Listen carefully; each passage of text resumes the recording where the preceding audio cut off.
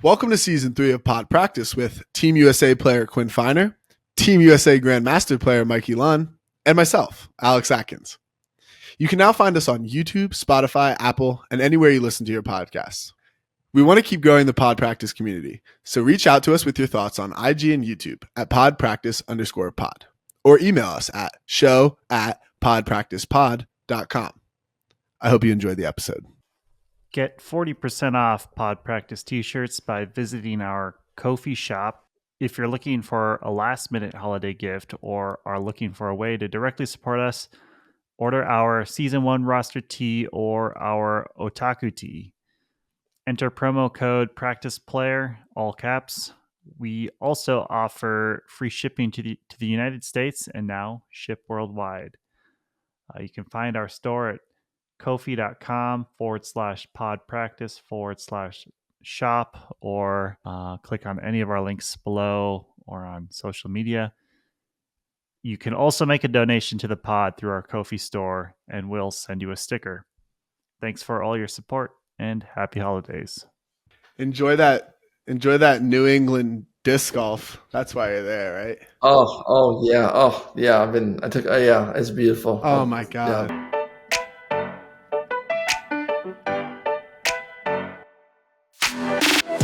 Well, welcome back, everybody. Today, we've got a second-time guest, Rowan McDonnell, man who needs no introduction, but world champion since last time we had him on, and also club champion. So, Rowan, what's up, man? How's it going? Yeah, no, it's good. That was definitely a good run. I think first time I was on, that was not fresh off, but right after the Bravo Championship over truck. So, yeah. Definitely have had some wins since there, doing pretty good. Off another long Ultimate season, which for me just wrapped up a week ago. I did like an Ultimate Canada kind of coaching conference, and that was it. So my busy season's done, and now I can sink my teeth into a nice off season. But yeah, super happy to be back on, and shout out for Pod Practice. I feel like it's just really taken off. People y'all are killing it, and appreciate the consistency. So Mikey and Quinn, and I think we'll see Alex pretty soon. Hell of a job. We'll see. We'll see. Tell us a little bit about the clinic you were doing in Canada. Yeah, this was an interesting one. Like I've been doing clinics for a little while, but they all come in different, shapes and sizes. This one I linked up with Ultimate Canada, which was cool because it was like by far one of the most professional and organized ultimate events of my life. Like, it's crazy. Like, I got an itinerary, I got schedule, flight tickets and hotel rooms. And yeah, it was great. And essentially every year, Ultimate Canada brings like 60, 70 organizers or coaches to a conference, and they just kind of see what's going on around the country and share some ideas and inspiration. And I was able to lead a field session in a indoor bubble, and then also did a classroom session, which was like, I got the itinerary is 2.5 hours. I'm like, oh no, do I have to carry a 2.5 hour like classroom presentation? I thought it was like a typo. So I got there. I'm not going to make a scene. And like right before I was talking to the organizer, Sarah, she was fantastic. I'm like, you want 2.5 hours? And she's like, yeah, we do. So I made it on the dot, 2.5 hours. Yeah, you got a lot of content in the head. I'm sure you can fall back on. I called for like 2 breakout sessions. Like, y'all take this and run with it for 15 minutes and then report back to me. But no, I love talking about, building up a team in a season. It's like a passion of mine. And yeah, I just had little bullet points on the slides and would just freestyle. I'm not like a big, too much of a over planner. Have you ever done anything like that with USA Ultimate? No, I think like honestly, I was really happy to do the Ultimate Canada one. So maybe I could talk to USA Ultimate a little bit more instead of just be like, hey, I used to make YouTube videos. Can I help? But now it's like the Excel Ultimate's starting to grow. It's like a pretty good small business at this point. And yeah, we just like work with Ultimate Canada. So I think at this point I would feel confident and comfortable to see what we can do with USA Ultimate. And yeah, I think it would make sense. I've been on their programs, been paying them paying them some money for the last couple of years. And, I think it would be great to collaborate with that organization to get resources out to coaches or players. So For sure. I think that's in my 1 or 2 year plan. Do you know if they run anything similar? I don't even know, to be honest. I know they have events.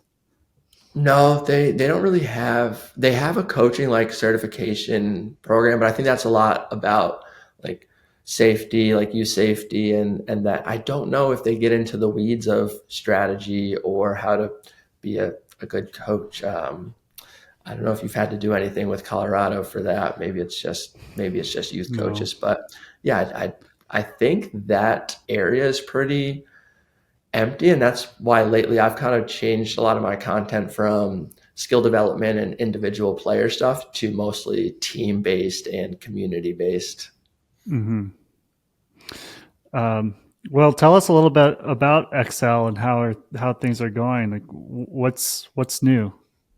Yeah, no, I appreciate this. Like, it's playing has been my passion for so long, but like the last year or two, I've really tried to kind of ramp up Excel Ultimate and make it my profession. And I think this year it turned the corner. So I'm happy to just give the full deep dive. I'll take. Yeah, give it to us. I know. When you get on the podcast, you're just like, I'll just share everything. So yeah, basically, it started with like the YouTube stuff that I was doing, and in COVID, right before COVID, my cousin Dallas flew down to Panama with me, and we linked up with Felipe, and we just shot like tons of content. And then COVID hits and we have nothing to do. So we edited it all and put it behind a paywall, charged like $15 a month.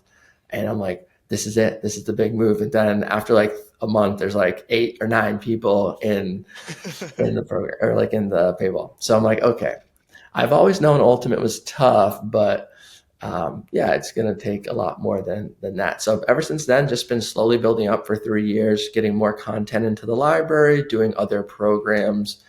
Like last year, me and Jack Williams linked up for a sec to do like an ultimate training program. He got a much better job than an ultimate job. So he kind of, I just took over that program. Then we added a team coaching program where we work, with Brisbaneites. They were at Worlds, and I linked up with like the head organizer, and we helped run his team. They got 3rd place at Division II Nationals, and just like having virtual resources as a coach. And yeah, we have teams now, I think like Egypt, Costa Rica. We're working with a couple college teams this year. So essentially we just will give them like the insight that I've been fortunate to have, like playing with USA and Truck Stop. Like, this is how to run a good practice. These are what we're doing. And then even more so, like, how do you actually coach a player to read where to go when they're in the front of the stack? Not just like a stupid drill where it's like, just go there. No, it's like, we got to teach coaches and captains how to run these drills. So yeah, the programs have been spreading. The two game changers is when I went to Egypt for like, they invited me over there to watch a tournament, kind of like a guest of honor. It's kind of a crazy, surreal experience. Yeah, just like watching a tournament and learning about the community. One of the local players was super supportive, and he's helped me quite a bit. He's kind of now in charge of a lot of the social media and kind of keeping us moving. So that's been a game changer. For we Excel? have like a small, So cool. The problem with Excel, and a lot of people can tell you, is they'd send them an email or a text, and like I'd get them back in 3 months. Like I was doing everything and playing. So I mean, the customer service was okay, but now it's fantastic. So I got a lot of help there. And yeah, like financially speaking, is we just hit our first 5K month, which was like a big milestone for me. But that rate now is kind of the gross, and we're reinvesting like tons. So we're not really netting far from 5,000 a month, which would be like a target to kind of live off. But the potential is there. But right now, it's almost like 80 or 90% of the money is being reinvested to see what new programs need to be out there, see what we can do better. Like, can I actually professionalize my content? Like the Rise Up series still stands the test of time because it was so well done. So we are we're getting there, and yeah, we're trying to really kind of go from hobby to profession, and I think that it's gonna work out, and it's all because people support me and support the company. So it's really community focused. I appreciate that. That's so cool. And the trajectory, I'm sure it's going to keep growing. There is such a need for this, especially from someone with your knowledge and experience. And it's something that I feel like Quinn, Alex, and I talk about almost weekly. And it's usually me being like, man, I would love to do this. And Kins is like, Yeah, I don't well, really want to teach people. yeah, and you should. So basically, and this is something I did want to bring up, especially the two things. One, me and Johnny kind of had a podcast for a little bit, and then, but we never really, our podcast wasn't like mostly the X's and O's and the strategy and like kind of the pod practice, like the deep dive into details, which is like, that's, I think, a big need. So like y'all are kind of killing that space on a podcast, and I think maybe the only one. So you're kind of there. But one thing that also Excel started doing last month, like this is brand new, is the Excel classroom, where I get 10 people to come in and learn. Right now we're on offense, and I bring in Rafi Hayes was here, Mac Hecht, and Connor McHale. And we have these like fun 10-person classrooms. So I was going to invite y'all to do like a pod practice classroom with me, a little collaboration where Mikey, Quinn, Alex, and myself get an hour block, usually like a Tuesday evening, and then y'all can hop into that space. So let me know if you're interested, and if you're listening out there, like those spots are going to go fast because you have a very good audience that wants to hear from y'all. Yeah, we might have to bump it up to 20 person classrooms for that. Funny, okay. Oh yeah, speak my language. No, yeah. I think it's fun with like the 10, like everybody gets to know you. It's kind of crazy. I wonder what that threshold is, but hey, we can go 20, or maybe we just have to do, Tuesday and Thursday. We'll double dip. So yeah. So keep an eye out for that. It sounds really fun. And tell us a little bit about the workshops that are currently happening, just so we can kind of give a little teaser for people, like what Rafi's doing, what Mac is doing. Tell us just a little bit about how those are going.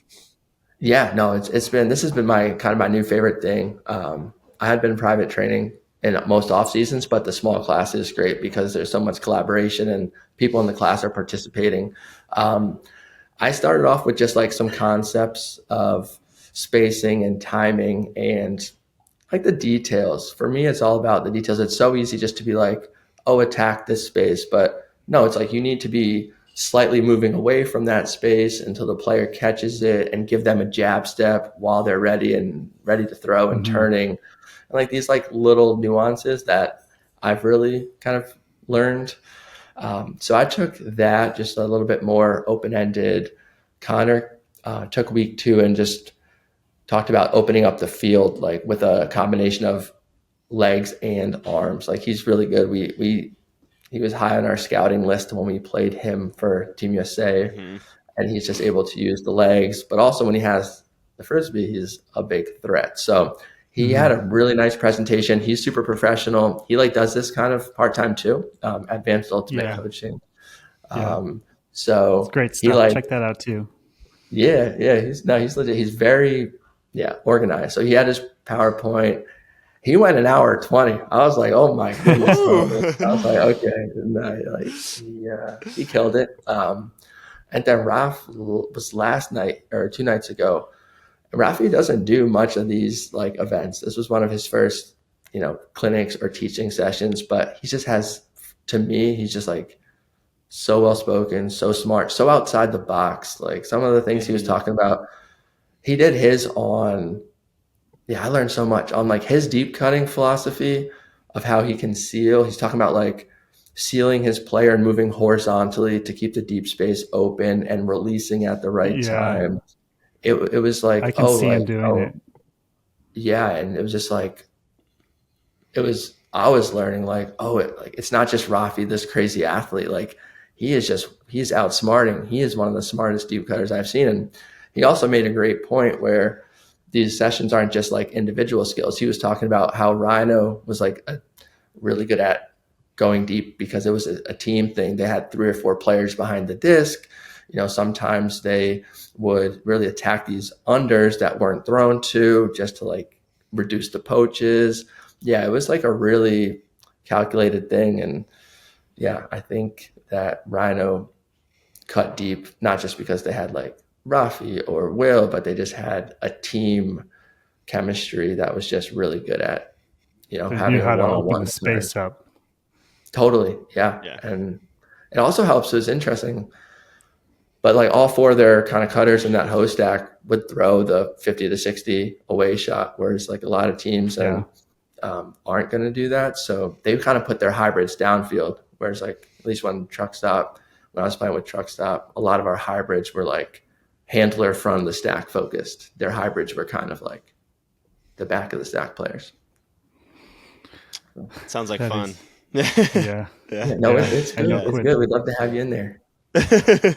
What would you guys do if you had like an hour block in that? Yeah. Anything come to mind? Oh man. I could, man. I feel like I've talked about resets too much in the last year, so maybe I wouldn't do that. For me, gosh, I potentially like team culture and foundational stuff and establishing like the season outlook beforehand. That definitely interests me a lot, and the player interactions and the dynamics and relationship building, because I do think it can be overlooked, but it's also maybe a little less sexy. If people prefer to hear on-field stuff, I mean, any number of things. I think the off the field stuff is like really catching on. Definitely. I think people are starting to realize like how much the off the field stuff affects the on the field stuff, which is a shift. I think I'd probably, on the flip side of like what Rafi's doing, maybe a little bit of like undercutting and how to get open under, how to open that up. And then when you have the disc, like as a hybrid thrower, deep space to look for, to shoot for, and like shapes to put on throws, things like that. Because that's my favorite thing to do is catching it under and then just like boosting it as far as I can. I would definitely listen to that. That would be, if Quinn was teaching that class. I think that's probably what I would do it on. That's what came in my head right away, though. Yeah, I mean that's like, I feel like the position that modern ultimate is really, I think teams that make. I think I was talking to Jake Smart after the season, like as a checkout, big coach, O-line coach, and he's like, yeah, a lot of the teams that are making deep runs, like that's a position that they have well as like the cutter that is like opening up the field, not just on that standstill handler anymore. Yeah, everybody's got to be able to do everything now. It's like we're talking about the Rhino offense. It's like that whole line, save maybe one, 2 players, like they're cutting deep, they're throwing deep. Everybody's doing everything. So it's just like you can't just like game plan for, oh, this guy's a thrower, this guy's a cutter. It makes the offense so dynamic. Even Micah is going deep. When he's got a good matchup, he just fucking takes off and runs 70 yards. And it's like, well, if you put a good throw out there, they're gonna score. Like, I mean, defense just sucks when your player can go either way. It's like defense just sucks. Period. Yeah. I've been there, but I think I'm coming back. I might go D-line again next year. Oh yeah, you've been going back and forth the last few years. I say that every couple of years. I made it like 6 weeks 2 years ago in DC. I was committed. It's not on the mileage plan. It's not in the mileage plan. No. Too many miles. Though. I think I might. I told you before the show, I'm gonna start running some of my old middle distance workouts which were tough. So I think the mileage plan is done. I'm gonna go for take off the training wheels and see what happens next year. Yeah. Let's hear a little bit about. I think people will be curious to hear just kind of how you're preparing for World Games tryouts. I do want to come back to a couple more Excel things, but we can go. Which do we want to? Sure. Let's continue with Excel, and then we'll get into that. Okay. Yeah. I'm curious. Well, 2 things first. How do people sign up? Is it Excel.com or Instagram? Yeah, Instagram's great. But yeah, excelultimate.com is where like everything's based out of if they want to just hop into the programs, which is like how to train skills, not just like strength and conditioning, like how you can work on the OIOs and the breaks and using nose angles to throw. So there's like a weekly training program you can jump on that runs year round. There's that video library that we might even drop a couple of the classroom episodes in there. Then the team coaching, which is again our newest big program for teams that need a coach or they have a coach that just wants to learn and grow. They just link up there. There's free consultation and we take it from there. So yeah, those are the 3 ones. And then Throwing Academy is super fun. I just had 2 consultations today where it's like I go frame by frame, break down the throw. Like I love mechanics. I study the disc golf players all the time. And yeah, so like I do link up with individuals if they really want to invest in like their throwing mechanics that so that they get a full breakdown frame by frame and also a couple consultations. So that's all on the website, excelultimate.com. And yeah, appreciate It's you. a lot of different offerings. That's awesome. Have you found any US teams reaching out? That's where my putting my time and energy is beginners and youths now. And I've like started to make some partnerships like with Connor or other content creators that are in like the advanced, because right now most of the stuff you see is a little bit more advanced because it's either that player that's doing it. Yo, what up, Alex? He's coming in. We'll see if his mic's What's up? I didn't want to interrupt what you were talking about. No, come on in. This is good. We're talking about kind of Excel's path right now, going into the youth and beginners and kind of leaving the advanced space for the other content creators, whether that's like Connor, Antoine.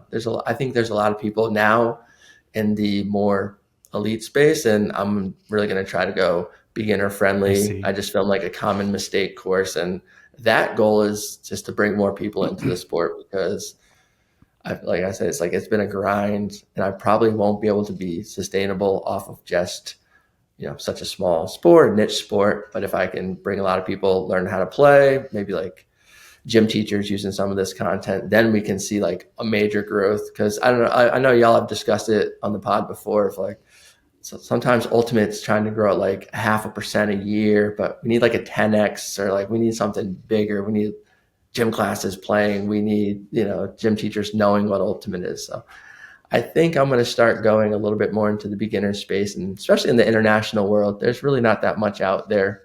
Like in the US, we're blessed to have elite Ultimate players coaching college teams or high school teams, but internationally, there's not much coaching knowledge at all. Yeah, that's something that we talk, like you said, we talk about all the time, like investing in the youth so that it grows much more than just like focusing on the top 16 elite club teams, like investing in the youth so that it grows. So I think, I don't want to speak for Mike and Kins, but I feel like that's something that we would love to kind of get into too, shooting content for that type of stuff and getting into that. I mean, that's something we're all passionate about. I mean, I've got the drone now too. Maybe I should fly out, Rowan, and help film some of the Rise Up style videos. Oh yeah, the bigger collab, not just a classroom session. We'll release a course. Yeah, I'll be in person and maybe keep me behind the camera more than in front of it. But I'd be happy to help. My dream. The reason I moved like my personal brand, like Rowan, into Excel is I don't want to be in front of the camera forever too. Like if it's Excel, then I can have AJ or the next generation come in and keep doing things. Like I don't want to always be the person teaching or making the content. That would be nice to totally pass that torch. So Mikey, maybe Mikey, you're next. You want to go in front of the camera? We should talk more for sure because I legit do. I want to use the drone angle for a lot of these things. Yeah, I mean that new the Flat Ball Club on YouTube. He used to be like Benson on Vimeo. Yeah, he just drops hundreds of drone games on YouTube. That's changing the game too. I think that's where you watch to see really kind of what's happening. the right angles. Benson's the man, by the way. I love that guy. Yeah. Also, check out All 14. I think All 14 Ultimate. His name's Chris, I believe. I think he's maybe an old Pensbury guy. He played with Denny Beaches in youth, but he's been in touch a little bit. Were you about to say something, Quinn, or ask something? I just saw the beach rosters get announced, and looks like Rowan McDonnell is on there. So yeah. I Congrats. just saw it. I couldn't find it. I just got a text from Christian and Johnny, I think. Thomas so is on there too. I think that's it. Could be a busy season, hopefully. But yeah, no, I literally, that's like breaking news to me. Like I haven't even been able to take a chance. They just posted it on Instagram. Like the Quinn bomb right there. Yeah. Oh yeah, that's good. It's pretty cool. Any other notables on the roster? We can just go through the men's here real quick. Raekwon Atkins, which is pretty cool. Young guy. Box, Calvin Brown, Twan, Aiden Downey, Thomas Edmonds, Jack Hatchett, Rafi Hayes, classroom leader Rafi Hayes, Brett Holzmeyer, Ben Yacht, Daniel Lee, Johnny Malks, Lucas McClamrock, which is that guy's good. He's explosive. Oh yeah, that guy's good. Yeah, he's East Coast. Oh, he's East Coast. Where's he play? He's chain guy. Yeah, he played for. He was on Germany. Okay, I think I know exactly who that is. Huh? Yeah, and then Charlie McCutcheon, kind of another cool one. Oh my God, it's like my third teammate. We just talk baseball all the time. Sick, he knows his baseball stats. Who was I talking to that was saying I think I was talking to Johnny, and he was like knows the most insane baseball statistics you've ever he just can go back as far as you want. Yeah. It's me, him, and Jacques. We're the baseball. I only do it because him and Jacques are talking about it. So I just kind of jumped into that friendship, just how the Cardinals doing? Ask them how the Cardinals are doing next time you see them. I think you guys will be best friends in 20 minutes. That's fun. Then Rowan, AJ Merriman, Tyler Monroe, and Xavier Payne is the men's rounding out the men's roster. It's another truck stop team. It's all truck stop. I was hoping to see. I was hoping to see another old truck guy, Chance. I was hoping Chance would make I was team. hoping Chance would make it too. It's good. Last thought about the Excel stuff, and I'm kind of surprised elite teams or teams trying to make the leap to nationals aren't reaching out to you more. I'm always curious about why U.S. teams aren't seeking out advice more from people that have been there and won and know what it takes. And I wonder what the resistance is to it.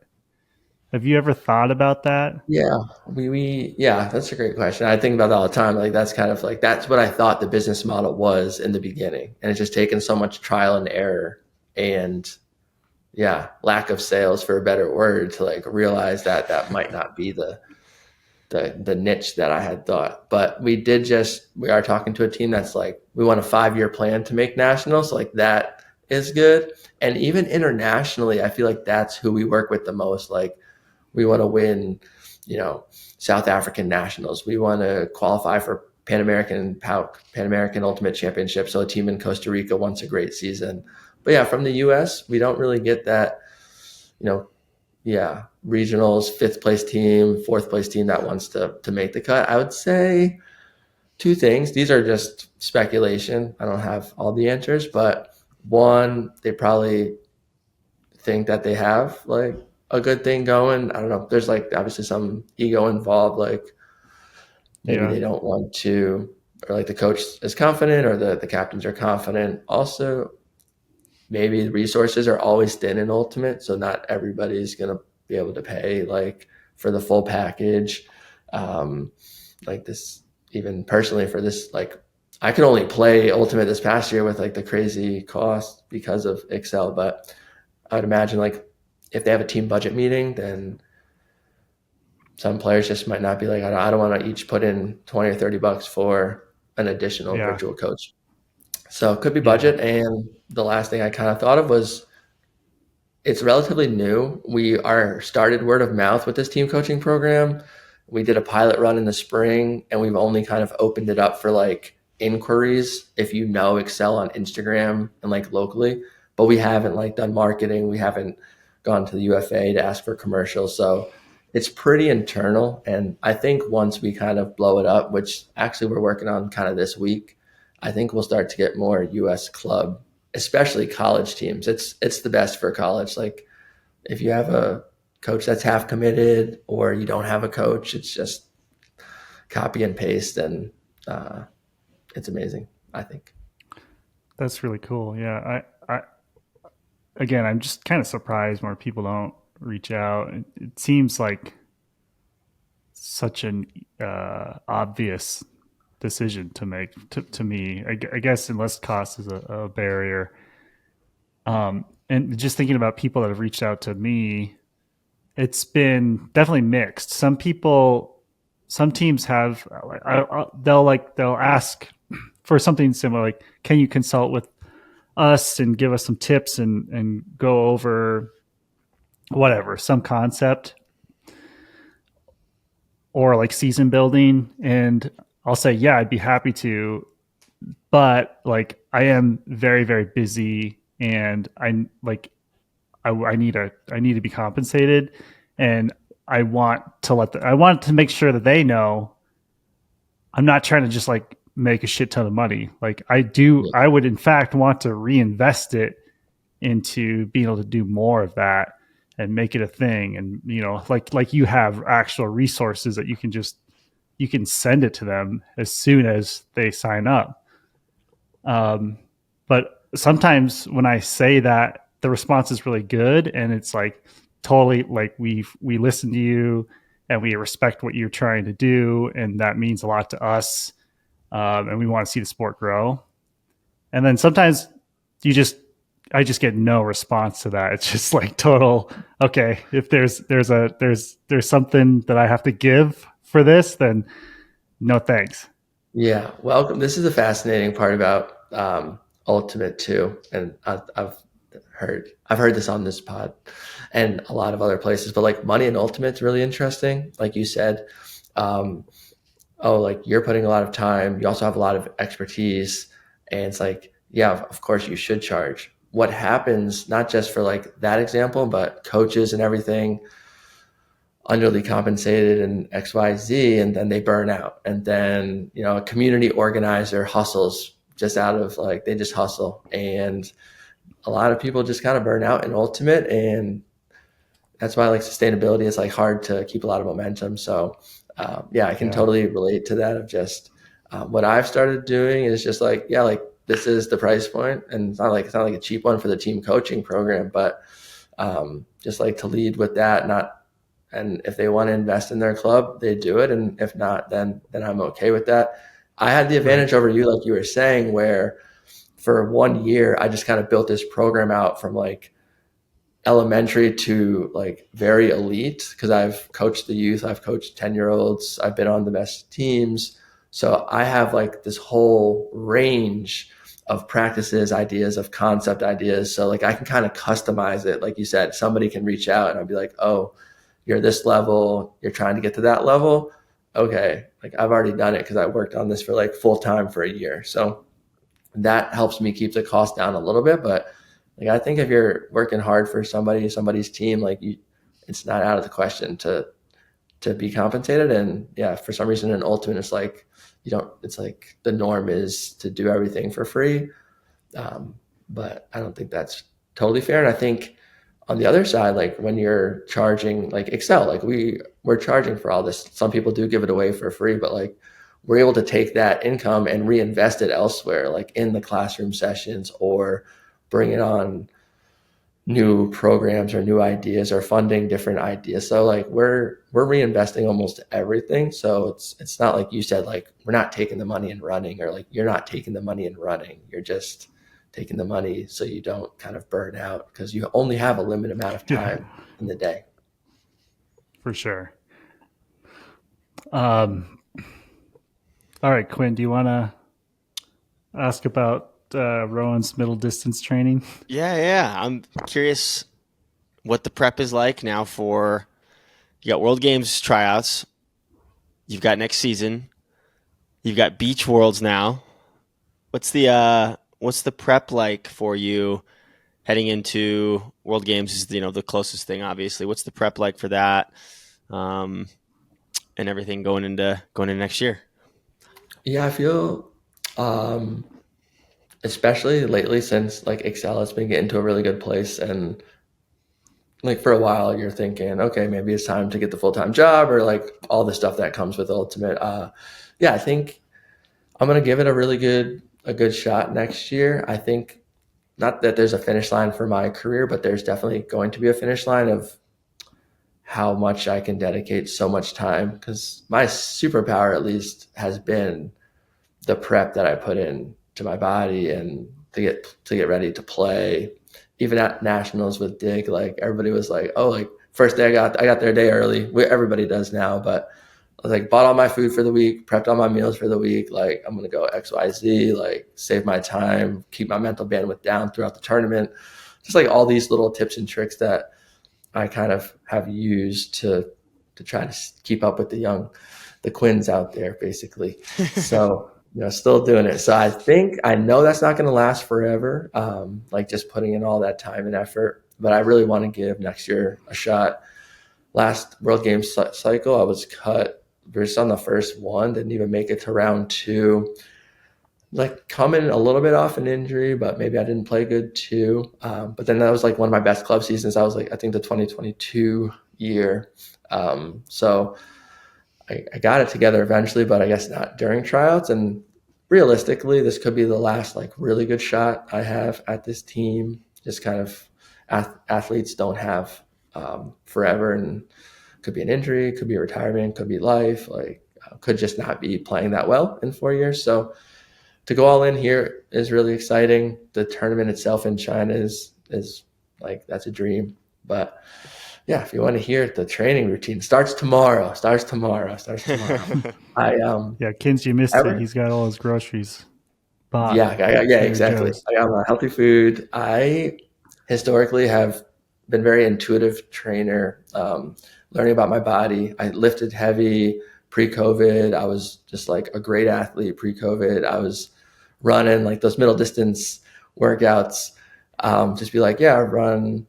I was like, yeah, like I was doing like 10 by 400s, just like 75 seconds on, 75 seconds off. Just like I was keeping my mile under 5 minutes, and I was just like a runner. And then COVID happened, and I just like my hamstrings, like I had both went out. And when I came back, I couldn't run, couldn't lift. And I've just like slowly been recovering since then. And 2022 just did yoga and swam. 2023, I added in like light lifting.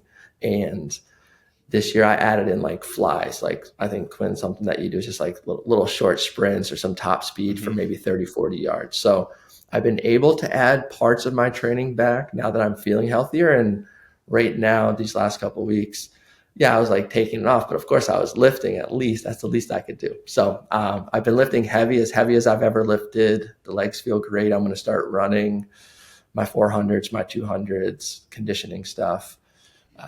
So everything's on the table for the first time in a while, and I'm just going to kind of go for it. And I think a really big one too is the mental side. I feel like I had some confidence issues this year at times. Had a bad game on the UFA semi, then just like, I don't know, just like I felt sometimes I was a little bit reserved on the field since then.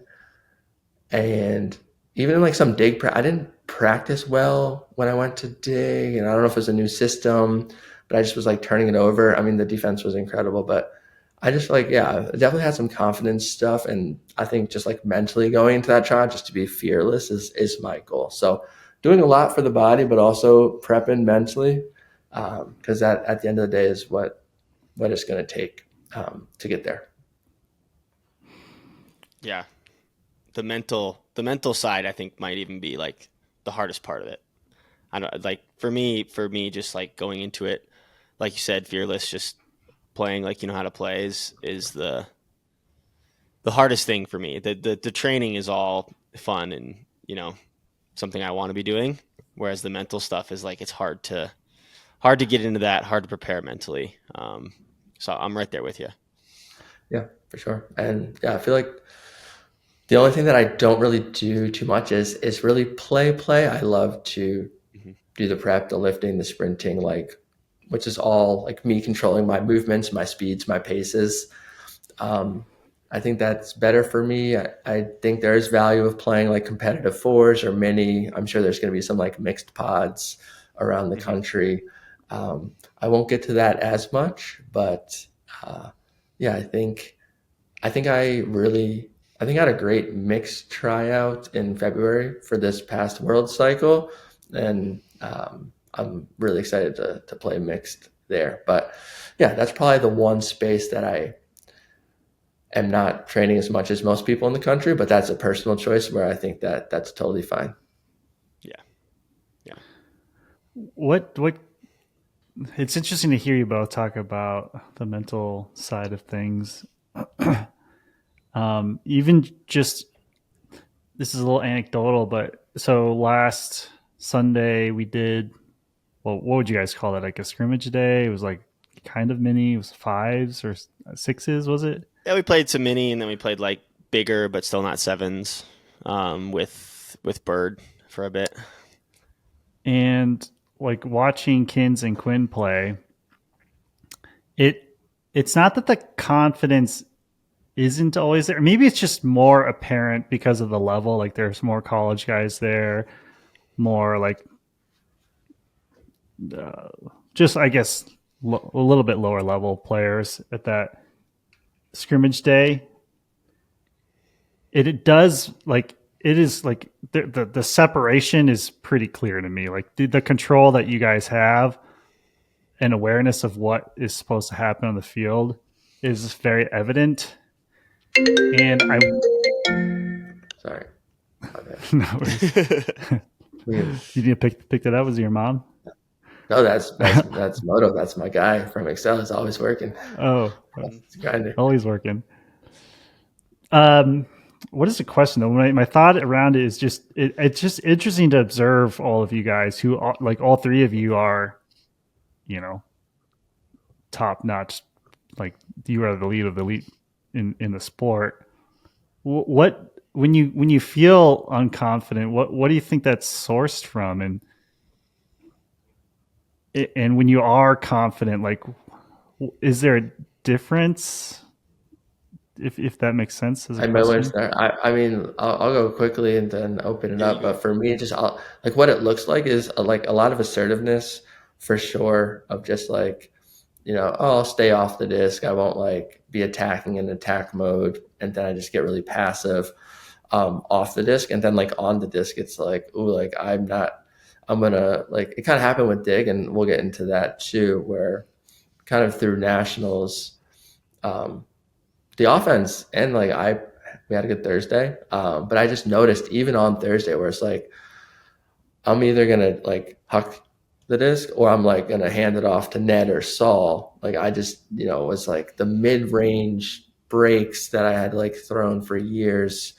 Just like I just wasn't feeling them, and then so now like I'm just like mentally kind of taking that look out of my game, and so yeah, just like for me it's like assertiveness and like just watching like Micah, I never talked to him in my life, but like watching him play on Rhino, he's just like, he was fearless. Like he was just like going and get it, throw it, go. Like that to me is confidence. And like, that's what I felt like I was missing sometimes. And I don't know where it comes from. Like I talked to Quinn with Chris one night in like Windmill. And it's just like, I think that's like the spiritual side. Like there's the mental side is everybody talks about it, but like the spiritual side of like, why does that come? Why does that go? How do you get it? So I'm big on the spiritual side right now, and I'm open for answers. Yeah, it's interesting. I think I like what Rowan said about like confidence is like wanting the disc, like wanting the disc in big moments. I can point to like 2023 semifinals. Like I wasn't confident on like a couple O points, like quite a few O points in that game, and I just like didn't really. You can think you want the disc, but really wanting it is different. Sometimes you like think you want it, but like really, really wanting it in tight games, tight moments, big moments is way different. So that's a big thing. And then playing with confidence is like, for me, is not thinking about what I'm going to do when I have the disc. It's just hitting the thing that's open, whether that's a 70-yard crossfield huck. That's the difficulty is insanely hard, or open side, handing it off, little mid break. It's not even thinking about what to do with it. You catch it and you see it and you hit it and it just works. That's confidence for me. And like when I'm not confident in myself, it's just because I feel a lot of pressure. Maybe because I think that a big part of it is thinking how much effect I can have on my team and my teammates. And I get unconfident when I think I'm letting my teammates down. And that's the scariest thing for me, is like letting my teammates down. And like kind of being like a big part of an O-line contributes to that all the time. Like it's like, so that's kind of my, but yeah. That makes sense. Yeah. Yeah, I feel like you guys hit on it well. It's just like losing yourself in the moment and not being in your head is when it's like confidence, but it's all those things. It's just like when you're in your head, you're just overthinking things. I feel like not being confident and not being in the moment look pretty much the same for me. And like I think there's a bunch of different things that cause that, and it happens, I think some like notable ones for me personally are definitely like novel situations. So, maybe it's like your first year going to club, or your first year in college, or your first year in the UFA, or, I've definitely had it like going to like a world's tryout for like the first time, just something like new. You're not used to it. So maybe you're less, just flowing than you would normally. Yeah. And I think the other one is sometimes it's just like, and then it's also just like pressure. So it can be a big moment, whatever the reason is that makes it a big moment, because I've been in big moments that haven't felt like a big moment, and I've been in smaller moments that I've made to be bigger than what they are. And maybe it's a certain team, or it's a certain, just whatever it is, matchup. You just like start hyping it up more than you just start hyping it up, and then you're in your head more than you want to be to perform at like the highest level. Cause I think, for all of us that like perform well, that like when you're just in the zone, you're not really thinking about anything. Like you're not thinking about, oh, I shouldn't throw this, or I shouldn't do this. You're just fucking playing and being free. But like, that's the like fun part about it, is like, it just fucking happens, and you don't know, like there's so many different reasons as to why you are in the zone or not in the zone. And it's kind of just like being along for the ride. And sometimes I wonder how much of it is like, I always am striving to be better, but there is a part of me that's like, sometimes it feels like it's not in my control, and I'm like on the fucking, like Rowan's talking about like the spiritual side, but I'm just like on the fucking roller coaster of life. And like in this moment, in this game, like because of the situations that have been presented, like I'm going to be more in my head. And for some reason in this one, like, and you can like observe it. I don't know. It's weird. You can be like observing it and also be an agent in it. And I think about that sometimes. You mentioned matchups too, like that playing a factor in it, and that's really interesting too, because that's something that I like have disconnected from recently. But like in the past, I'd always think about like, oh my, like who's gonna match up on me? Like if this guy matches up on me, he's a really good matchup for me. But like these days, you kind of just gotta like be a cocky asshole about it and be like, yeah, this guy can't guard. He can't guard me. Like it's like I don't care who's matching up on me. Right. So like there's a piece of just being like a cocky asshole that can give you some confidence, whether it's warranted or not. I think that's like Do you think healthy to an extent. what if you have like a really good matchup? Do you think that can take you out of it in a way too? I think it's funny. I think sometimes when you feel like you have a really good matchup, it's like you want the disc so bad that you want it too bad. Like you want to do things to affect the game so badly that you're either clogging or, doing things out of system because you're like, I have a great matchup. Just give me the ball. Like just throw it to me. Things like that. So I think like just like playing your game always, whether it's a really good matchup or whether it's like this guy locks me up. Like this is a hard matchup. Like just playing your game always is kind of like the goal. But it's hard when you're like, oh, I have such a good matchup, or like I have Jabron on me at the front of the stack. Like I don't want to fucking do this. Like this sucks. So I think yes, it can. But just kind of being yourself is the goal. The key. Yeah. Which isn't always easy. It's interesting for me to listen to you guys and just knowing that players with so much experience and skill can feel the pressure and feel like they really like that you don't want to disappoint teammates. And I guess it underscores to me the importance of energy and the importance of that team culture and vibe, because, we talk about that psychological safety. We talk about it a lot in terms of role players, I would say, but I think it showcases why it's so vital to be team wide, because we should be telling you guys like Rowan, we need you to hit these mid-range breaks and we want you to be taking them. And if you miss one, like that's okay, because we know that's what we need for our offense. And same thing with like Quinn taking the big shot. Same with Kins and their break marks. And I'm relating to this even as you guys talk, because like in the Grandmasters division, I don't actually know what my role is all the time, because I play D-line, but like since I'm younger for the GM division, I'm one of the better athletes, so usually I'm a handler, but then I kind of cut, and then I go play on O-lines when we get broken, but I'm like, don't feel comfortable. That's hard, yeah. Because like my skill set is to be completing high degree of difficulty passes relative to other people, but I don't really want to do that because it's like finals and there's a lot at stake and we just got broken. And so like if it's not defined in your head like what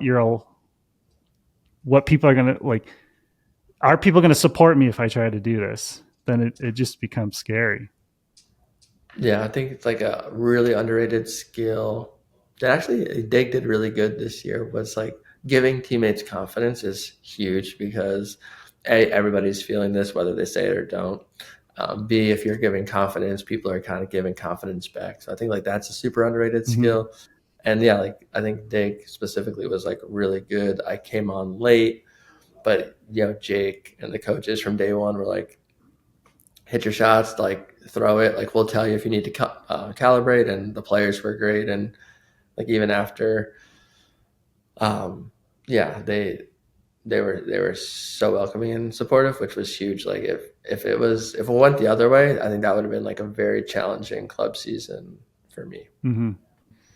A big part of this too that I think about is like using the warm-up time before the game, and like how to get into that zone where you are just kind of playing and not thinking too much about things, because I can just think of a lot of times where I've like taken a game I've made it too big, and I bring it into warm-up and I just like focus too much on that balance of like being free and just like we're here, we're having fun, you're hanging with your teammates, you're warming up and you're getting loose, but also like I want to take this warm up seriously and get myself ready to play the game.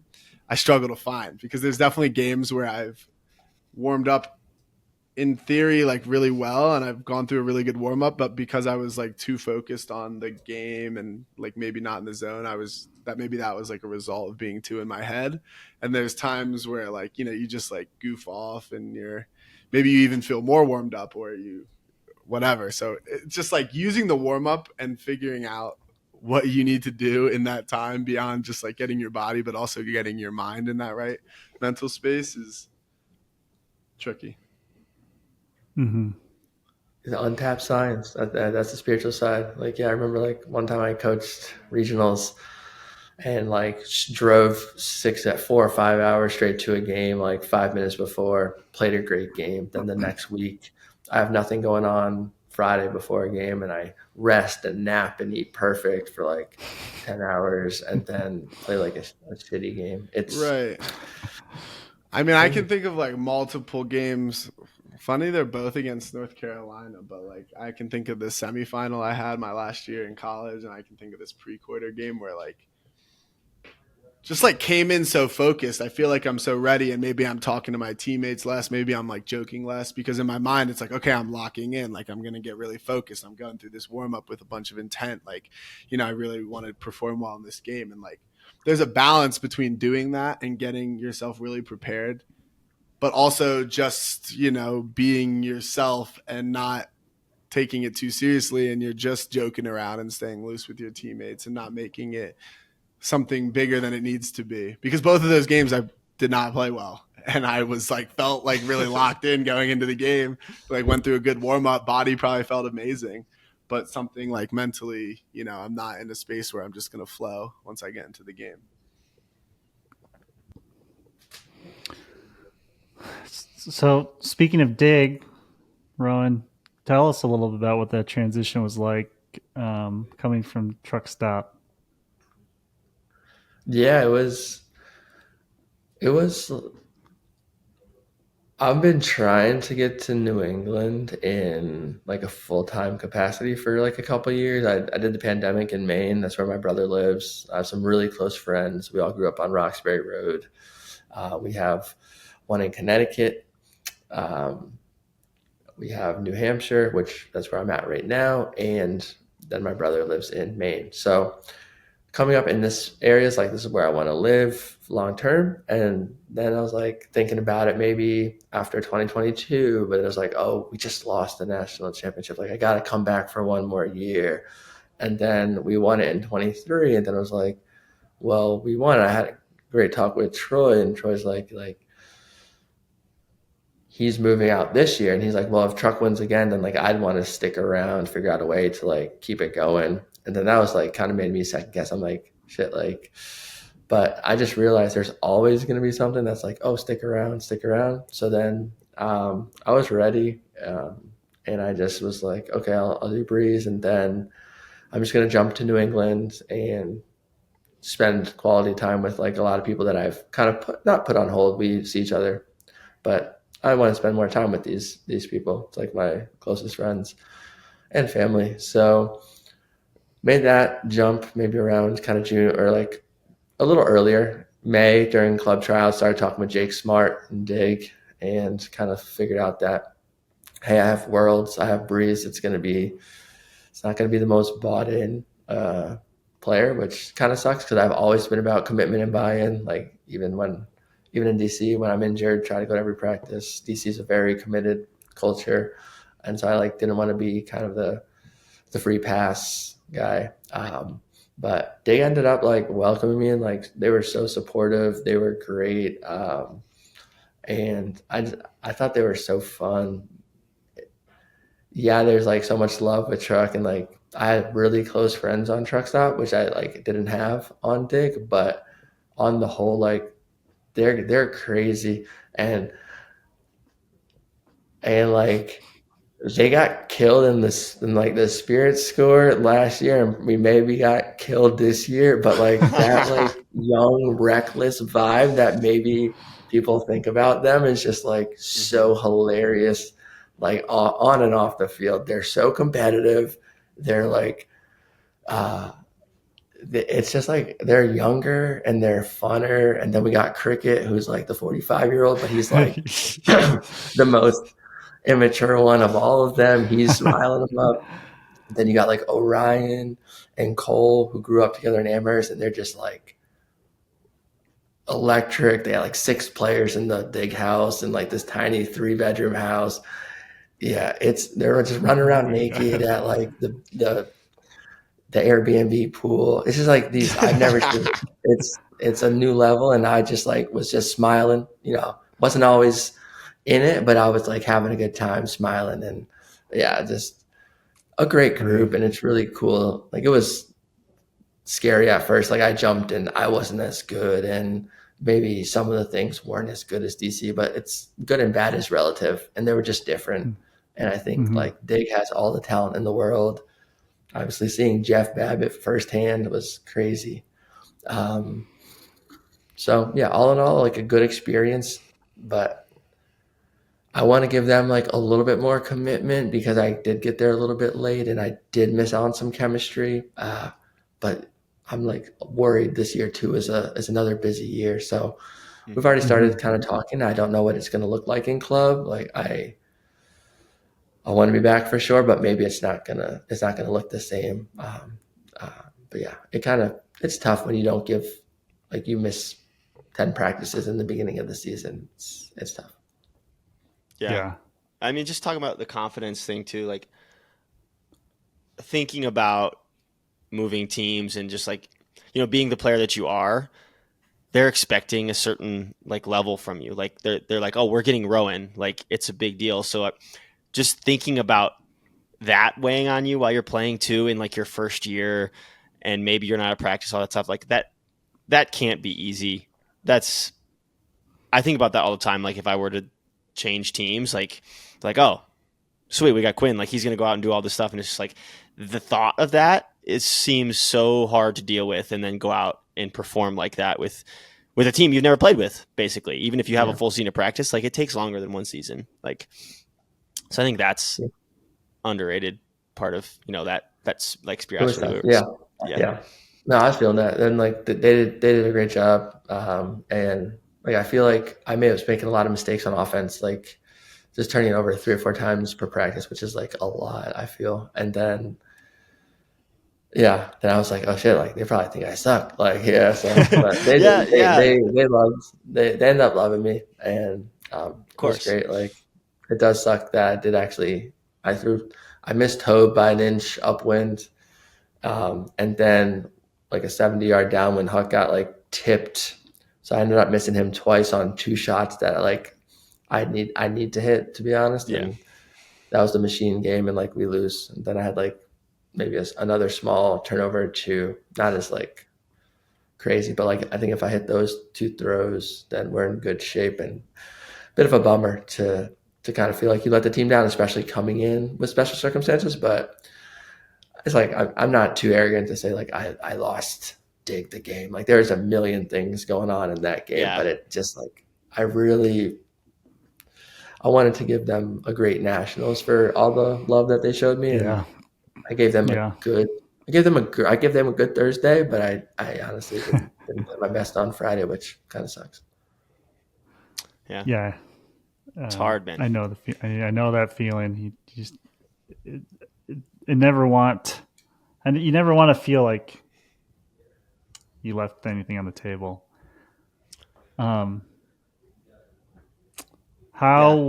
was playing with Calvin? Our Calvin. Our Calvin. Yeah. He's still our Calvin. Yeah. We come so far. We used to be arch rivals. First time I ever met him, he called an offensive foul because I shoved him because he was being handsy, and we're besties. Like, he's awesome. He's fantastic. He started off on the D line.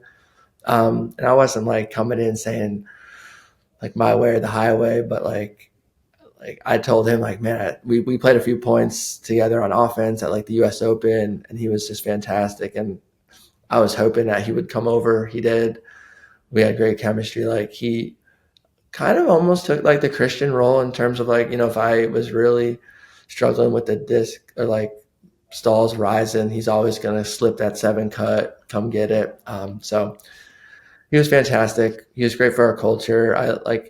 I called him halfway through the season because he had come from a really good program. I came from a good program, and it's just like, and like we're in a new, really good program. And I'm just like kind of curious, like how they do things in Denver, and sharing how we do things in DC and how things are done in Boston. And I think like those are like big steps. So yeah, I really bonded with him. He was super nice. He told me like after I said I didn't think I played well Friday against Machine at all, but after the tournament, he's like, "You're coming back next year." Like that was super nice. So yeah, we ended up actually, like we're no longer rivals. We're peers, and yeah, I think the world of his game. So official Rowan playing Dig in 2025. I just can't if I say it, then I have to do it. Then you have to do it. So I think I want to, but I also want to I don't want to, I don't know. I want to be, I don't know. You're gonna make world games. You're gonna make world games, so it's gonna be hard. That's what's going on. Yeah, it's gonna be hard too because the DC Breeze kind of doubled down, and then like the owner, who is like a good mentor of mine, was like, "1 more year, we got to do it." So I might even play the Breeze again. Wow. So yeah, so then it's gonna be even harder. But the love the love and the trust that Dig showed me, like I want to like give them a championship. Like not like me giving them a championship, but like they deserve You want one. to be part of it. Especially, I want to be part of it. Especially, I also cost them a shot at it 2 years ago. Oh God. So I also feel like probably I really need to give them a championship. I wrote it down, but wasn't going to ask until now. But did they give you shit about that? No, basically, like Cricket would say something like every single time, and then they took the high road, which is crazy. Even like Peter, like who was the guy that got who was like he ended up, me and him are like, I feel like we became really good friends, like, and good like connection and chemistry. So yeah, they took the high road, which is kind of crazy. Like, but yeah, cricket will still let me hear about it all the time for sure. It sounds like Cricket. What's Peter's last name? Borth. He was was he on the mixed national team? Is that the same? No. Noah Backer. Oh, I was thinking of Noah Backer. Yeah. He was a great QB1 for our D line. Go ahead, Quinn. Were you about to say something? I was just gonna say, do you want to get into the couple vocab pieces and then wrap it up? Yeah. So Rowan, I was watching your breakdown of the final against Japan and some of the prep, and let's see here. Yeah, I did write a couple things down that I liked, like functional break, which I've heard you say before. I think that's a really good one. Can you just quickly explain that to the audience? Yeah, that one comes. Daryl Stanley gets credit for that one. He let's go. First time I ever heard that expression, his coaching, and we just like it's like break mark line to line, but you just like run down the open side and then 7 across to the break side. And essentially, what like the functional break is you want your thrower to throw this like easy open side pass where the mark can't really get it, but you want the receiver to catch the disc on the break side, having a free break continue. And how you do that is a horizontal slash, and you kind of throw the disc right before your cutter kind of gets directly in front of you. So it's a straight throw, but their momentum is taking them horizontally to the break side. They usually have some separation. Their players on the wrong side. And it's just like a free way to break the mark without staring down the mark and these tougher rounds. So we got kind of that from Daryl. I'm sure it's maybe called different things or shown different ways around the country, but yeah, that kind of got baked into DC's front of the stack stuff, where we just kind of threw those flat ones, then the Oyos. Like the Oyo simply is just increasing the range of a functional break because it's harder to mark. So you have a couple more degrees that you can throw it to the break side. That's still an open side throw. And also the shape of it drives to the break side. So essentially the Oyo for me is like a 15% increase on the functional break. It's funny because you were saying Daryl, and functional break doesn't sound new to me, and I think it's because like citywide from when I was like 17, and I think it also probably trickled to patrol, but just like I remember doing some functional break drills where we're doing what we did. That's it. It's the same one. I'm sure you did it. Citywide. Yeah, that's great. Shout out Daryl. That's definitely good. And then so Japan's very good at this type of throw, which leads to cascading break passes, break throws, and so is DC. I heard briefly, Cody, you clipped in I think a little D breakdown video or clip, and he mentioned push defense, which is that what he calls it? Just pushing them to the open side? I'm pretty sure we were pretty coach centric on the process. Like Quinn and I were just like a lot of bend time. So we didn't get to hear like all Cody's. That's exactly what I said. Yeah. And you know, I'm pretty sure that just means, push them to the open side and almost like keeping the body on the break side. So I can't completely speak for him, but that's what it sounded like to me as well.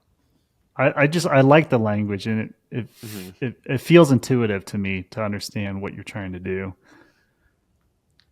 A few other questions here. What tool did you use? What annotation tool were you using? Oh yeah, that's great. That's iPevo annotator. It's free. It works on screen sharing too, but the only downside is like it's always on your desktop. Like I haven't figured out how to like a widget. Yeah, like sometimes I move it all the way to the bottom right of my screen so I can only see a little bit. But other than that, it's fantastic. I'll shoot you the link. iPevo send it to me. Yeah. So I've used Epic Pen, which is probably similar. And it's fine, but I just don't love it, and I wouldn't mind seeing what else is out there. Yeah. What about what were you using to record everything? Record everything. Record the screen, and you have your talking head, or did you edit that? Yeah. Oh yeah. That's where I've kind of slowly stepped up the game. I had like either an iPhone just facing me, or you can use this as a camera. And then I was just on a Mac screen record. And you can also use, I think Loom is also like a backup option I've used in the past. But having the second angle is good because then you can cut in like when you're explaining something and you don't need the screen just to hang. So the second angle has always been pretty clutch for content.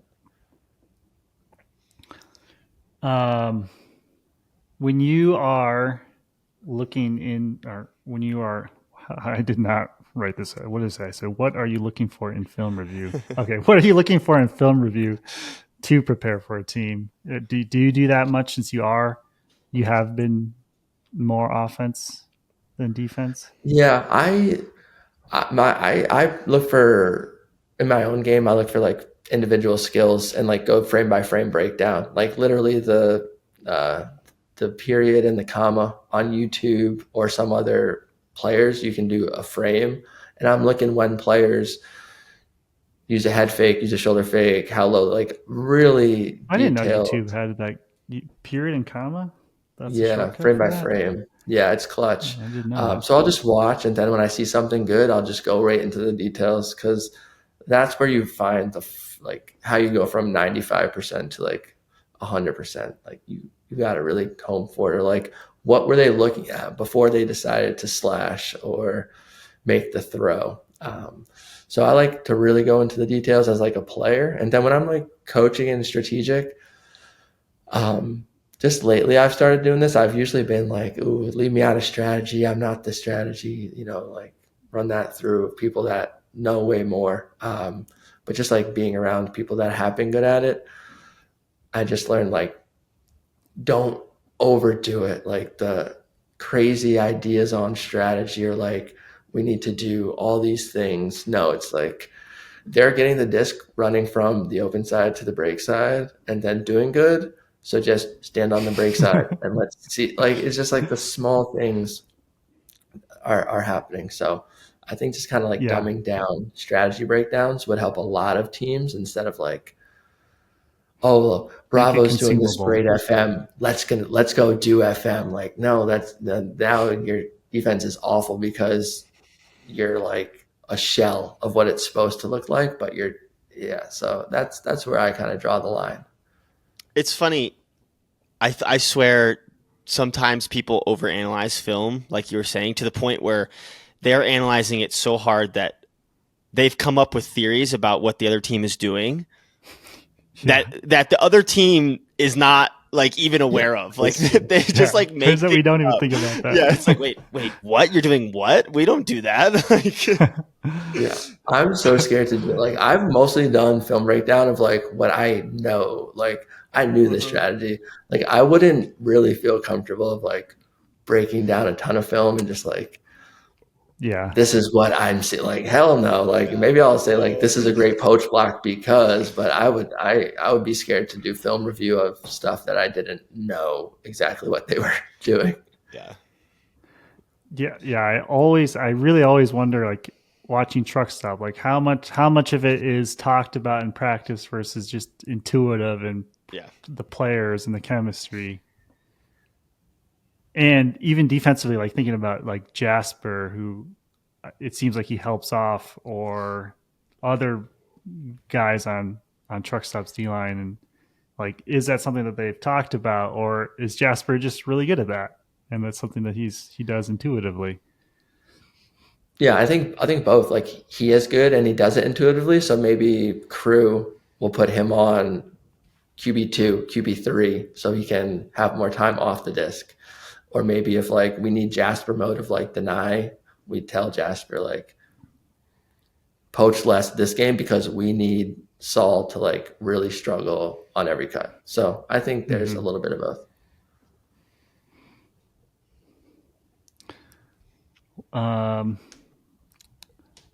I have more questions written down, but honestly, I think you've covered. We've already talked about them. Like it's great. Yeah, we ask one question and then the four below it get answered as we go without even asking them. It's sick. I have one question that I need to ask Coach Rowan because I've been thinking about it recently. Coach Rowan. Coach. So, What's your focal point? Like when you're on the mark, where do your eyes focus? So I've gone like I'm trying to reinvent my mark. Okay. Historically been kind of like a Johnny Mansfield, like a high risk, high reward, like layout, get broken after broken. Yeah. And just like everybody's like bait me around and lay out for it. Yeah, exactly. There was some breakthrough that I was working with that I did kind of like a little bit. And I think it was like almost like the foot. I gotta remember. But it was like the foot is crazy. Wait. No, it was a magical. Yeah. Exactly. What do you think you do on the mark? You watch the travels. No. Right, you watch that's probably the most useful thing. I watched the pivot foot. That's not a game we want to play in. No, it's in DC. It's an agreement that we don't, I hope they don't, but like you don't call travels because everybody travels so much. At least like Tyler did and me, and so we don't hopefully call too many travels. I've never called a travel in my life, just for all the ones I've made. I called one on Toby. I had to, dude. That guy fucking walking around. Yeah. Someone needs to get Dylan. Dylan's been getting away with it for too long. No, you know which one I'll call because it's annoying is when you're in a backhand pivot and then like a full out, you've stepped out for the backhand pivot, and then to go quickly to your flick, you like step with your pivot to the left and then step your right foot if you're a righty. You know, it's like a split step. Yeah, like you just do two steps to like do the pivot, and I'm like, no, you can't do that because that, and then you're just like that's not even off a throw. That's off you just to travel. No. 2 tips on the mark would be, one, I think I remembered, watch the non-pivot foot, because they can give you all these little fakes, but they're not switching their throw until that thing's like off the ground. And then that also keeps your eyes softer. It's peripheral, like where they're throwing it. So I think that was a breakthrough, but I didn't really chase that. That's an option. And then, other than that, I don't know. Marking is hard. Step down. So hard, Troy told me to step down on the foot flashes, but I don't know. Interesting. Troy doesn't have a good mark, though. Don't listen to him. Troy's got a great mark. Well, he did a YouTube video. I got him on a YouTube I saw that video. video. I saw that. How to mark with Troy Holland. Just watch that. He's a master. I just been thinking about it because I've been throwing with Atlas, my dog, and he actually has an incredible mark. Really? Like it's watching him. I'm like, what the fuck? He's so laser focused. I think he's looking at the disc most of the time. But like, Definitely. dude, It's a dog. but no, because his commitment level is so correct. Like off of your little flinch, he's right there. He's with watching you. the pivot foot. But dude. if you do a big one, he overplays the flick though. I've noticed, like he overplays the flick. Like you can get quick backhands off all day, but if you go out to step for the backhand, he's there. But what does he do with the high releases? What does he do with the high releases? I mean, nothing. He can't do anything. Not much to But be done also, there, like, yeah. I don't feel good about winning on a high release, and I don't feel good about that. But look, he actually fucking got me the other day, bro. On the first time, I threw a flick, like, kind of lazy. Wow. And he bit you? That is an Full actual chomp bite. on No, the fucking... no lazy throws. No lazy throws. No, and that's what's funny. It is. It's true. Like, at first I was annoyed, but then now when I throw with him, it's true. It's like, I just can't have a lazy throw. And I'm like, I If appreciate he bites it. you, it's your fault. Yeah. Oh, I was 100% my fault.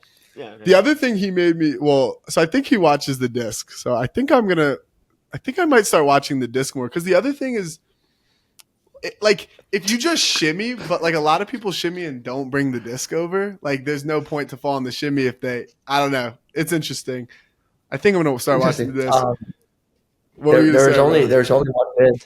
There's only one bid in Mid-Atlantic this year, and my cousin coaches vault. It was like the truck's only competition, and they went flat marks, chase the disc. That was their scheme. I love it. Like, I think it's cool. The future of Ultimate, yeah, that's going to be in soon. But here's the problem with it, and because this is where I've gotten with Atlas, and it makes me want to do it more for my throws when I have the disc, is little like good pump fakes. Like you don't even have to really throw it, but just a little like flick of either you're in your backhand pivot or you're in your flick. He's gone. Like if you really have a good one, he's turning around and it's over for him. You gotta and then you're break free. the wrist. And then you're Wait free. till he starts watching film on you, though. You're done. No, he once can't. He starts watching film on you. Well, let me ask you a question. So if he point blocks you, does that mean he's just taking it in the face? Yes, and he's point blocked Buck and some other people. Like and like it's funny because people like once you get that real fake, like he's a very good teacher of like what a good fake is, because once you get an actual fake, like you can lose them all the time. It's good feedback. But what's funny for you. about him is you can't beat him off a shimmy or like you've got to throw a pump fake in unless you really go high or you're really quick with it. You'll see. Quinn Mikey, you'll see at a next thing. You should get some throws in with him in the middle. He'll have you Put that video on how to mark. Yeah. How to mark with that. Yeah. Get down on all fours. Grow haunches instead of legs. Yeah. And the focus. The focus is what I really want to strive for. He's just so locked in. That's the real key. All right, All sick. Check out xlultimate.com and xlultimate on Instagram.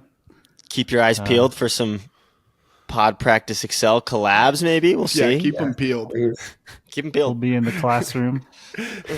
Kins will be teaching. Atlas Kins will be teaching. teaching mental state. It'll just we'll get Atlas. my classroom is just episodes. going to be me pivoting with Atlas in front of It's just me. an hour of you throwing around Atlas. Oh, we need a video. Or of the that fake, now the for mini sure. fake. Yeah. And it's like funny, but it's not, because I go to the field now and just like pivot with Atlas in front of me because it's so helpful. It's crazy. Rowan, anything else you want to plug? No, that's it. This was again super enjoyable. Round 2 here. Appreciate it. Keep it going too. Y'all are dominating the space. One of the first round Appreciate it, tours Rowan. we've had, so Yeah. we say we're gonna have everyone back on again, and we mean it at the time. It's just that there's so And it just many never happens. things going Yeah. on. You know, I think We'll get a round 3 with Rowan. season 3. This is the Oh first. yeah. We'll just line up. Yeah. Right. Let's just line up. Why? Hey, 4. This could be the new podcast. Me and Johnny are gone. I'm looking for a new podcast. I'll just jump in here. You could always I mean, come honestly, in the pod you should practice come brand, on. bro. Well, You should come on more often, or that too. That is an idea of ours. We would like to have either guest hosts, or people maybe have like a mini series or whatever. We can put it under release it under our channel. pod practice as a brand. You should do that, Dan. It's great because people like a fresh thing, but it's also y'all 3 don't have to hop on. You can have. That's what I've been Hey, saying. Yeah. Outsource that stuff. Mm-hmm. All right. All right. Thanks, Rowan. It's always a pleasure, Rowan. Appreciate talking to Always you. a pleasure. Yeah. Pleasure's mine. I was going to say, Alex, when you asked about the marking, it's like off the record. It's like the mark is the time to rest. I'm not doing anything. I'm rest.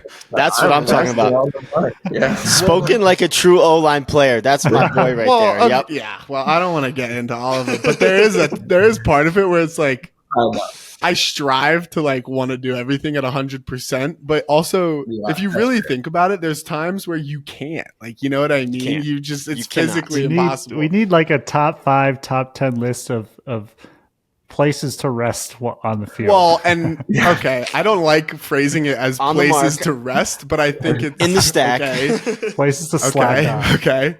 Reframing a little bit, I think it's like how to be the most efficient without having to, Yeah. because there's a time where you just can't always be that like full intense, So This is Kansas classroom. How to slack off. If you have the disc and that person is like going crazy on the mark, I think there's value to it. So, but we'll see. yeah, until you hit them I've with been that trying to little build them. fake, Yeah. and then The they Atlas turn Yeah. around Yeah. until they bite your hand. Oh my God. But yeah, which mark in Ultimate would bite your hand first? That'd be wild. Oh, it's a good question. Fuck. I wish I had someone quicker. No one came to mind. Well, Johnny came to mind for me, but Troy came to mind for me, but I think it's just because we were just talking about him. because Johnny's always laying out. Yeah, that's funny. Hell yeah. All right. Good to see you, Rowan. Good to see you, Ro. Yeah, we'll be in touch. Enjoy that. Best of luck. Enjoy that New While you England finish. disc golf. That's why you're there, right? Oh yeah. It's beautiful. Oh my God. Yeah, What courses? it's beautiful. What courses? Right now, Hollows. We're never getting it. So Hollows is the local one in New Hampshire, but in Maine, Uh-huh. there's like a triangle of just absolutely perfect courses 20 minutes away. Wait, isn't Fox Run? Is that the one where they had the Fox worlds? Run. You know what I mean? Where they have, and the 18th hole is like Oh, that that's- huge yeah, fatty yeah. one that goes Vermont. like par 4. Oh, that's You know, Vermont. Kansas- Yeah, I haven't played there. Kansas has been That's like 2 And hours. playing you're in with- New Hampshire That's- right now. Yeah. Yeah, but You've Maine been is playing like the with best Eagle state for this McMahon. stuff. Tell Rowan about that. I played with Eagle a couple times because he's my Oh, boy. in Colorado? He's my Colorado boy. Yeah, we meet at the sauna No way. because I go to Portal, and he's been at Portal like 2 out of the couple times I went. So yeah, I've peyed a couple rounds with him now. We Oh, you guys went out together. yeah, we've like played a couple. It's nice because you're like, So you throw far. Like, what is he like throwing? Like, is it crazy or is it just a little bit further than you? Like on a rip. well, I'd say both because normally when I'm throwing, I'm like one of the more farther thrower. Like I don't really meet people that like throw that much.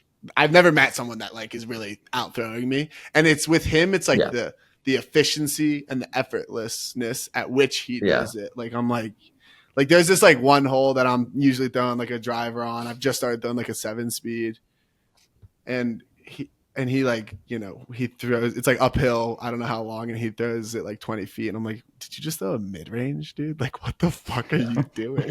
Like, he's just, especially his new flick form is crazy. Like, he's throwing it so effortlessly, and he's ripping flicks. Damn. It's ridiculous. So that's what it is, and it's also just like even on shorter holes, how effortlessly he's snapping, like getting the snap on shit. You're like, what the fuck? Effortless, the variance reduces too, because like there's less moving parts. So Exactly. The accuracy goes way up. Yeah. And the biggest difference is the last time we played, he's been playing a little bit more, and he didn't miss a putt with like inside the, like he didn't miss a putt inside the circle. So that's a dream. Like, okay, cool. Like, I was doing pretty well, and then I missed some putts, and he didn't miss a putt the whole round. Free so strokes. it's like, okay, cool.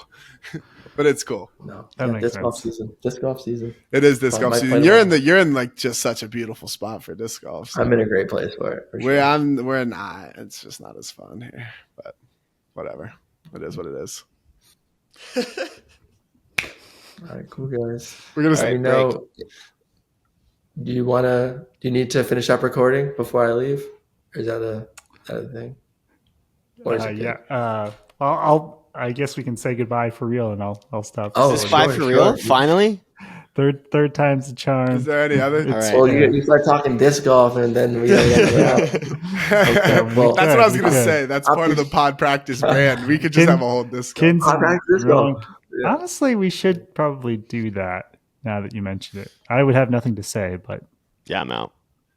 you guys know a lot about this. That was me, Quinn. That was me. You got plenty of time. Yeah, we'll see. No, I want to play this. some this winter though, Kin. So We can go. Whatever. let's go out. Yeah, Yeah. bring me out. Yeah. Okay. All right. All right. Bye, everyone. Peace, everybody. Yeah.